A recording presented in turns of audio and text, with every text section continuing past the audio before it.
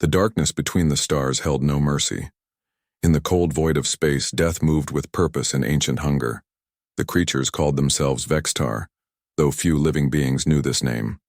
Most who learned it died screaming moments later. Kexthul the Render stood 12 feet tall on the bridge of his warship.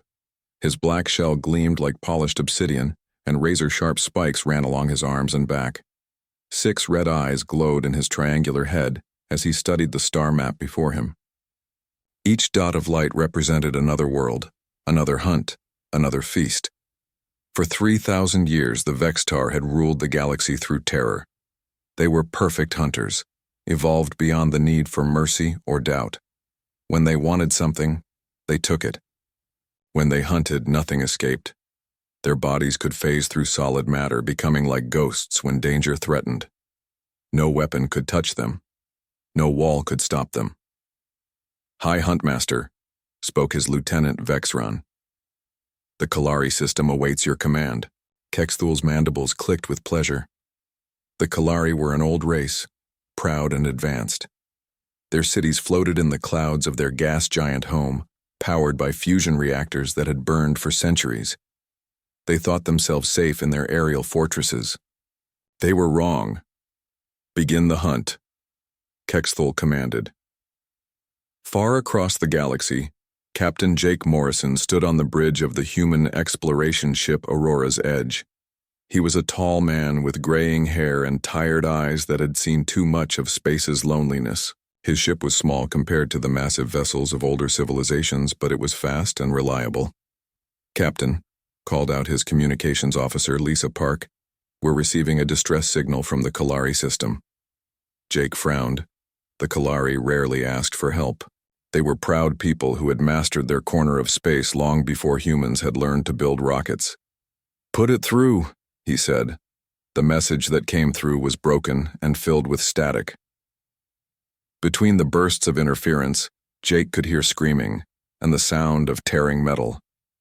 Then, clear as crystal, came a voice speaking in broken Standard Galactic. "They come through walls, nothing stops them. Shadows that kill, warn others. The hunters are—" The signal cut to silence. "How long to reach the Kalari system?" Jake asked his navigator. 18 hours at maximum jump speed, sir." "Do it." On Earth, Admiral Lisa Grant sat in the war room deep beneath the Rocky Mountains. The walls around her displayed star charts and intelligence reports from across human space. At 55, she had dedicated her life to protecting humanity's expanding frontier. Recently, that job had become much harder. "Show me the map again," she told her aide, Lieutenant Ben Cole. The holographic display filled the room with points of light. Green dots showed human colonies and trade routes. Blue represented friendly alien civilizations. Yellow marked neutral territories. But scattered across the map like drops of blood were 17 red dots. Each one marked a dead world. 17 civilizations in 1 year, Lisa said quietly. All advanced, all peaceful, all gone. The pattern was always the same. A civilization would send out normal communications one day. The next day, silence. When investigation ships arrived, they found empty cities and floating debris.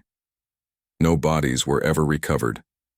It was as if entire populations had simply vanished. "Any survivors this time?" Lisa asked. "One from the Nexari system. He died during questioning, but not before he told us about the shadow hunters." Lisa studied the red dots on the map. They formed a rough spiral, moving steadily toward the outer edge of the galaxy, toward human space. Back in the Kalari system, Jake Morrison's ship dropped out of hyperspace to find a nightmare. The beautiful cloud cities of Kalari Prime were gone. In their place, twisted metal and broken glass drifted in the planet's upper atmosphere. The fusion reactors that had powered their civilization for centuries now burned like funeral pyres. "Dear God," whispered his science officer, Dr. Nancy Wells. Jake's hands clenched the armrests of his captain's chair. "Scan for survivors." They found one, a single escape pod floating among the wreckage, its occupant barely alive. The Kalari inside was named Zethlock, and his scaled skin had turned pale with shock. His large eyes darted constantly around the medical bay, as if expecting death to materialize from the walls. "Tell me what happened," Jake said gently. Zethlock's voice came out as a whisper. "They came from nowhere. Our sensors showed empty space, then suddenly they were inside our cities. Our weapons passed through them like they were made of smoke. They killed everyone they touched, but not quickly. They enjoyed it." "What did they look like?" "Tall, black shells, red eyes like burning coals. They moved like spiders, but worse. When our soldiers tried to fight, the creatures would disappear and reappear behind them. Nothing could stop them. Nothing." Zethlock grabbed Jake's arm with surprising strength. "You must warn your people. They are coming. The shadow hunters feast on terror, and they have tasted every world in this sector. Soon they will hunger for new prey." The Kalari died 3 hours later, his body finally giving up the fight. Jake stood over the alien's body and felt a cold fear settle in his stomach. If creatures this powerful were moving through the galaxy, consuming entire civilizations, what chance did humanity have? Meanwhile, on the Vextar flagship, Kexthul reviewed the data from their latest hunt. The Kalari had provided good sport for his younger warriors, though the hunt had ended too quickly. Advanced civilizations always fell within days once the Vextar arrived. It was the natural order. His tactical display showed the spiral pattern of their hunts across the galaxy. Each world had taught his warriors new lessons about fear and death, but now they approached unexplored territory, where young races were said to live.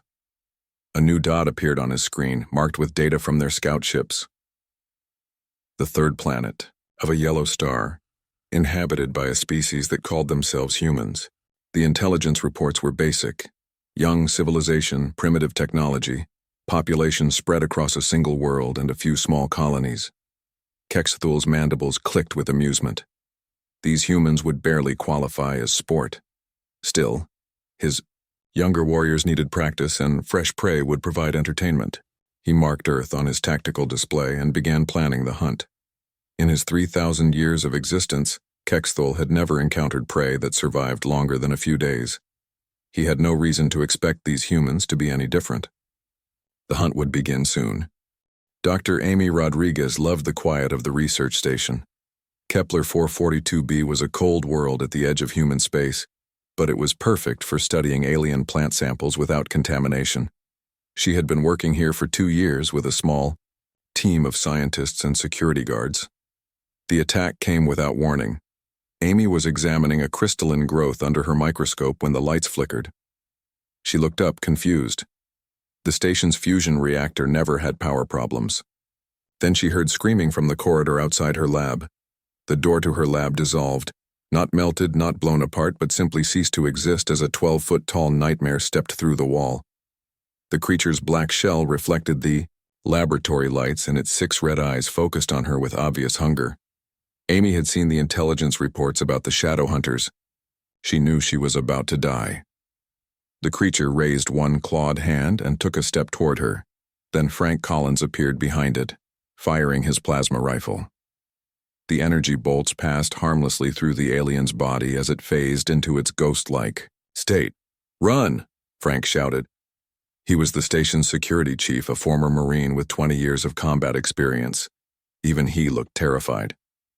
The Vextar warrior solidified and backhanded Frank across the room. The man hit the wall hard but rolled to his feet, already reaching for another weapon. Amy ran past the creature while it was distracted, heading for the emergency supplies. "The fusion cells," she called to Frank. "Use the emergency power cells." Frank understood immediately. He grabbed an armload of the small fusion batteries that powered their emergency equipment. Each cell contained enough energy to run the station for a week if properly regulated. Without regulation, they made excellent bombs. The Vextar warrior chased Amy down the corridor, moving with inhuman speed.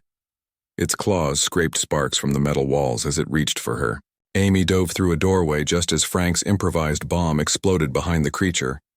The fusion cell detonation filled the corridor with electromagnetic pulse and superheated plasma. The Vextar warrior screamed as the energy disrupted its phasing ability, trapping it in solid form. The plasma burned through its shell armor and the creature collapsed. "Did we kill it?" Amy gasped. Frank checked his scanner. "It's hurt bad, but still alive. We need to get out of here, there will be more." They gathered the remaining research staff and fought their way to the escape pods. Of the 30 people on the station, only 12 survived to reach the pods. As they launched toward the nearest human colony, Amy transmitted everything they had learned to Earth Command. The electromagnetic pulse weapons could hurt the shadow hunters. On Earth, Commander Ben Parker received Amy's transmission in the deep Space Communications Center. The grainy video showed creatures that moved like living nightmares, but it also showed them being stopped by human weapons. Ben immediately forwarded the data to Admiral Grant and the Joint Chiefs of Staff. Within hours, every human military base was working to modify their weapons. Plasma rifles were recalibrated to produce stronger electromagnetic pulses. Mining charges were converted to EMP grenades. Even the old railgun satellites around Earth were fitted with new targeting systems. General Patricia Hayes stood before the emergency session of the Defense Council. "We're not dealing with an invasion," she said. "We're dealing with a hunt. These creatures see us as prey animals to be harvested for sport." Colonel Steve Miller activated the tactical display. "Intelligence suggests they've been doing this for thousands of years. Every civilization they've encountered has fallen within days. They're not prepared for organized resistance." "What do we know about their capabilities?" asked Admiral Grant. "They can phase through solid matter at will," Miller replied. "Their technology is centuries ahead of ours. They're physically stronger and faster than humans. But they have one weakness we can exploit, which is overconfidence. They've never faced prey that fought back effectively. Every other species either tried to hide or attempted peaceful contact. We're going to do something different." "What do you have in mind?" Miller smiled grimly. "We're going to hunt the hunters." Captain Jake Morrison stood on the bridge of his newly modified ship. The Aurora's Edge had been retrofitted with every EMP weapon Earth could produce: plasma cannons, electromagnetic pulse torpedoes, and even experimental railguns that fired charged projectiles. His crew of 30 had volunteered for what everyone knew was a suicide mission. "Target acquired," reported his tactical officer, Lieutenant Carl Kim. 3 Vextar scout ships heading for the Tau Ceti colony. Jake studied the enemy vessels on his display. They were sleek and predatory, like mechanical sharks swimming through space. Each one could probably destroy his ship in normal combat.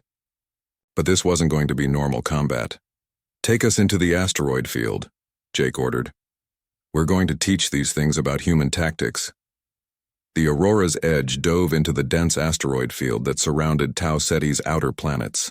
The massive rocks provided cover from the Vextar sensors, but they also made navigation extremely dangerous. One wrong move would smash the human ship against a floating mountain of stone and ice. "They're following us in," Kim reported. "All 3 ships." "Perfect. Execute Plan Alpha." Jake's crew had studied ancient Earth military history during their journey. They had learned about submarine warfare, where smaller vessels used stealth and cunning to defeat larger enemies. The asteroid field would be their ocean, and the Vextar would learn why humans had survived so many wars on their homeworld. The first Vextar ship passed between 2 large asteroids, confident in its superior technology. Jake's crew waited until the last possible second, then fired every EMP weapon they had. The electromagnetic pulse overloaded the alien ship's systems and sent it spinning out of control into an asteroid. The second ship tried to retreat, but Jake had anticipated this. He had positioned mining charges throughout the asteroid field during their approach. The explosions created a debris field that trapped the Vextar vessel. A second volley of EMP torpedoes finished it off. The third ship managed to get a message back to the Vextar fleet before Jake's weapons destroyed it. For the first time in 3,000 years, a Vextar hunting party had been completely eliminated by their prey. On the Vextar flagship, Kexthul stared at the tactical display in disbelief. The red dots representing his scout ships had simply vanished. No distress calls, no requests for reinforcement. Just silence. "Scan the area," he ordered. "High Huntmaster, we detect debris from our vessels, no survivors." Kexthul's mandibles clicked nervously. In his long life, he had never lost an entire scouting force.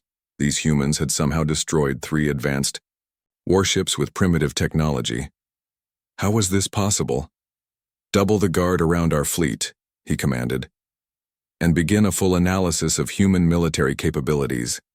It seems we have underestimated our prey." For the first time in Vextar history, the hunters felt a strange emotion they had no name for. On human worlds, it was called fear. Dr. Helen White worked in a laboratory buried 2 miles beneath the Rocky Mountains. The room was filled with pieces of destroyed Vextar technology that Captain Morrison's crew had recovered from the asteroid field battle. Helen had been studying alien physics for 15 years, but these fragments puzzled her. "The metal isn't really metal," she told her assistant, Dr. Gary Kim. "It's some kind of programmable matter that responds to quantum fields. When they want to phase through walls, they shift their molecular structure into a different dimension." Gary looked at the scanner readings. "But our EMP weapons disrupted that process." "How?" Helen pointed to a blackened piece of Vextar armor. "Electromagnetic pulses create quantum interference. It's like static on a radio. It breaks up their control signal. For a few seconds, they're forced back into normal space where our weapons can hurt them.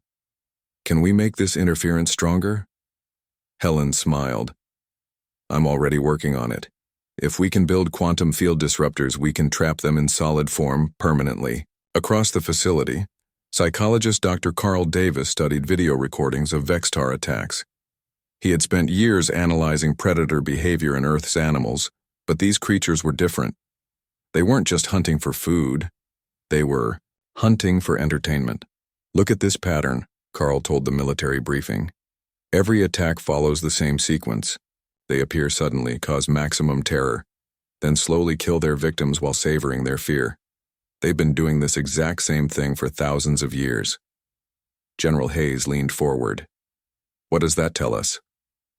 "They're predictable. When a predator uses the same hunting method for centuries without change, it becomes vulnerable to prey that can adapt. Lions hunt the same way their ancestors did. But humans learned to build spears and fire." Colonel Miller nodded. "So we need to break their pattern." "Exactly. Every other species they've hunted either ran away or tried to negotiate. We need to do what they don't expect." In orbit around Mars, Major Kate Johnson led the first test flight of the new Ghost squadron.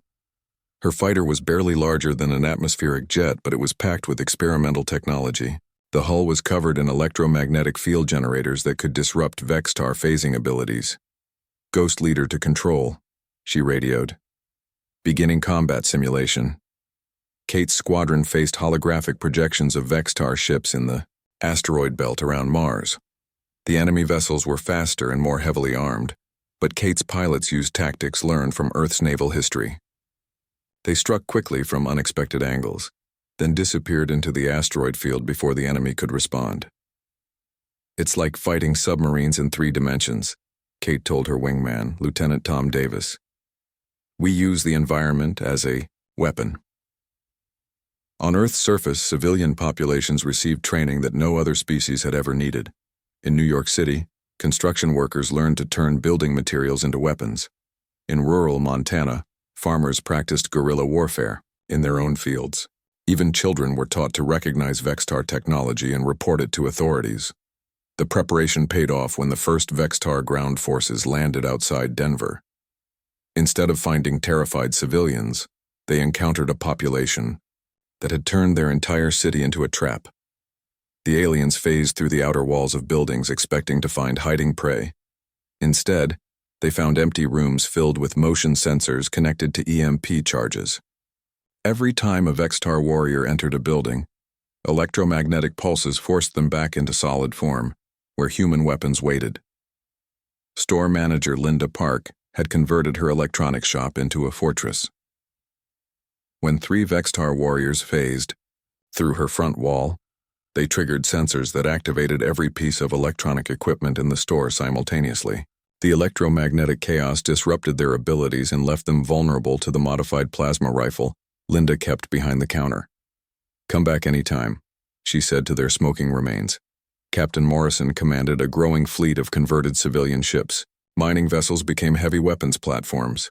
Cargo haulers carried swarms of EMP drones. Even passenger liners were fitted with quantum field disruptors that Dr. White's team had perfected.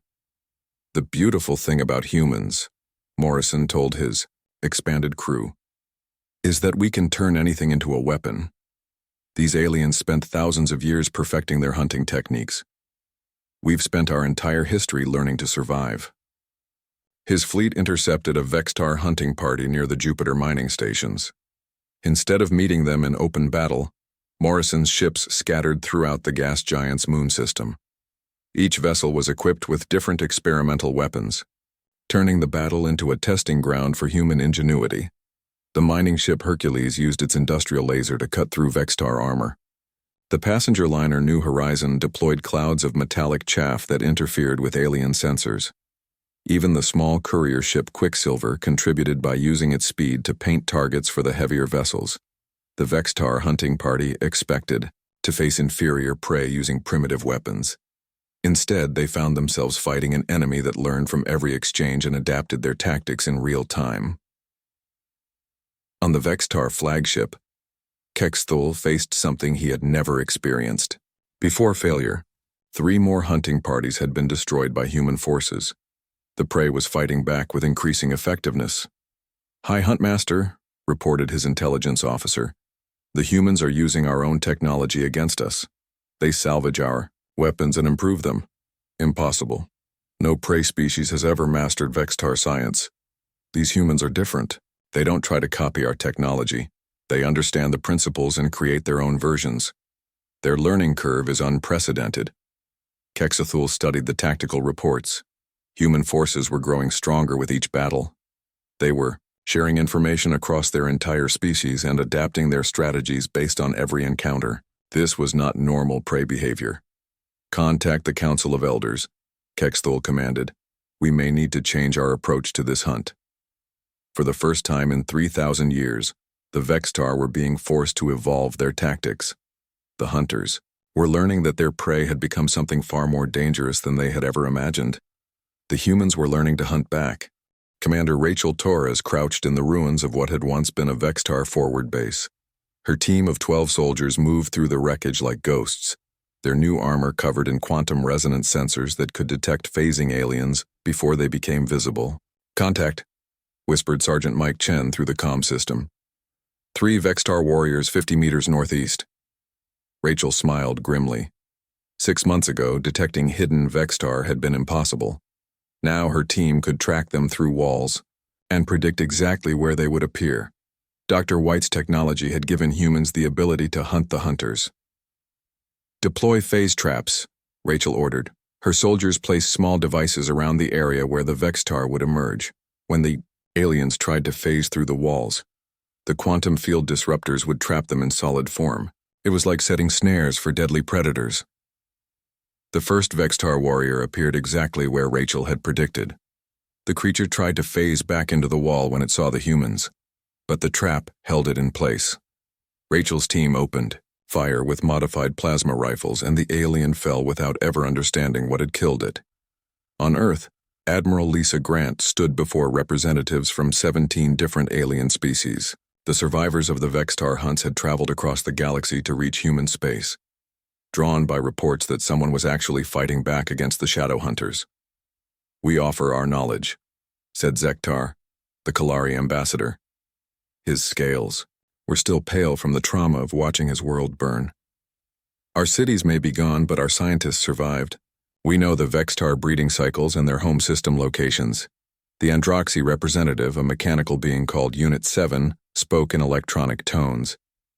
"Our manufacturing capabilities are yours. We can produce weapons and ships faster than any organic species." Admiral Grant nodded. "In return, we'll share our anti-Vextar technology and tactical knowledge. But understand, this isn't just about survival anymore. We're going to end their reign of terror permanently." The alliance that formed that day was unlike anything the galaxy had ever seen. For the first time, prey species were working together, not just to hide from predators, but to hunt them down. Engineer Tony Garcia worked in a secret facility on the moon, building weapons that would have been impossible without alien help. Kalari scientists provided theoretical knowledge about Vextar weaknesses. Androxy factories produced components faster than human hands could assemble them. Other species contributed their own unique abilities to the project. The result was a portable phase disruptor that could fit in a soldier's backpack. Any human strike team could now carry the ability to trap Vextar anywhere in the galaxy. First field test is ready, Tony reported to Admiral Grant. We can deploy strike teams behind enemy lines. The first deep space raid targeted a Vextar supply depot in the Kepler 452 system. Captain Morrison led a team of volunteers in modified stealth ships, carrying the new portable disruptors. The mission was simple: prove that nowhere in the galaxy was safe for the Vextar. The aliens had never faced an attack on their own territory. Their supply depot was barely guarded, protected only by its location deep in Vextar space.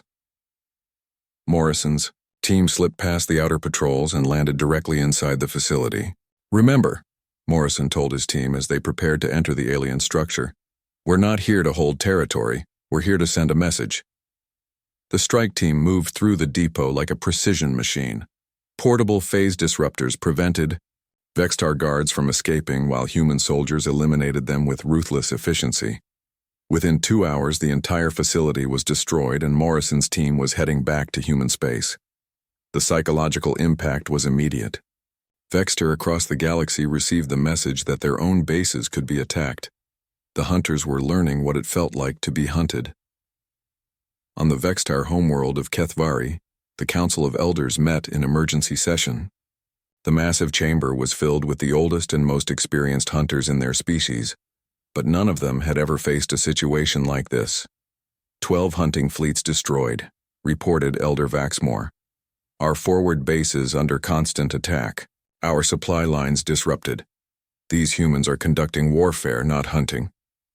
Kexthul stood before the council, his armor scarred from recent battles. The prey has become the predator. They study our tactics and develop counters. They share information across their entire species. They adapt faster than we can respond. "How is this possible?" demanded Elder Texcool. "We have hunted for 3,000 years. No species has ever resisted us effectively." "Because every other species fought us alone," Kexthul replied.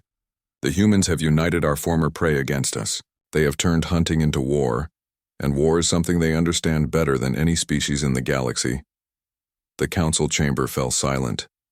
The concept of prey uniting against predators was so alien to Vextar thinking that many of them struggled to comprehend it.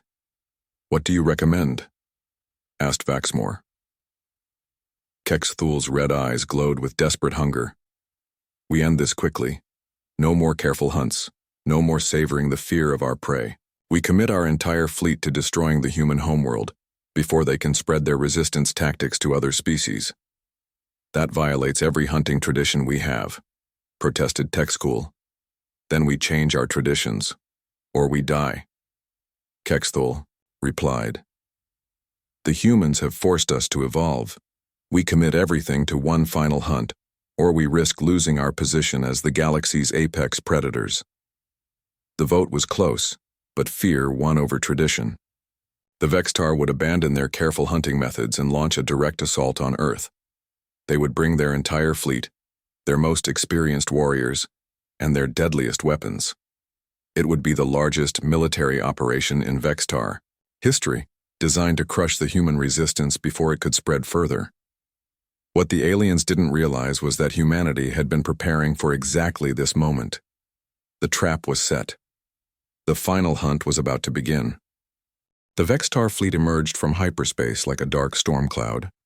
Over 300 warships appeared around Earth's solar system, each one carrying thousands of the galaxy's most deadly predators. It was the largest military force the Vextar had ever assembled. Kexthul stood on his flagship bridge, studying the small blue world that had caused so much trouble. Earth looked peaceful from space, with white clouds swirling over green continents. It was hard to believe that such a quiet planet had produced the most dangerous prey in galactic history.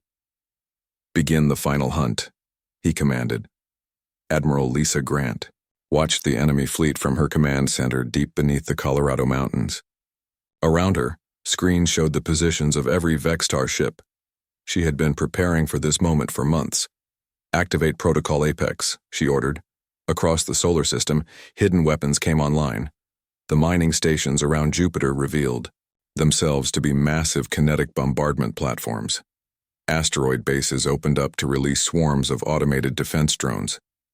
The entire solar system had been turned into a weapon. Captain Morrison commanded the human fleet from his flagship, the renamed Earth's Defiance. His ships were surrounded by vessels from the Galactic Alliance, Kalari cloud cutters, Androxy, factory ships, and dozens of other alien designs. For the first time in 3,000 years, prey species were fighting together as predators. "All ships, this is Morrison," he broadcast. "Remember what we learned. They expect us to run or hide. Instead, we hunt." The battle began when the first Vextar ships entered the outer solar system. They flew directly into carefully prepared kill zones, where human weapons had been waiting for months. EMP mines disabled their phasing abilities while kinetic projectiles from Jupiter's platform struck with devastating force. But the Vextar had brought their entire fleet. For every ship destroyed, 2 more took its place. The alien force pushed through the outer defenses and headed for Earth itself.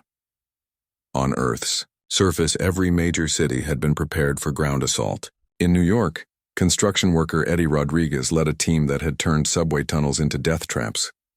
When Vextar warriors phased through the street above, they found themselves in corridors filled with phase disruptors and armed civilians.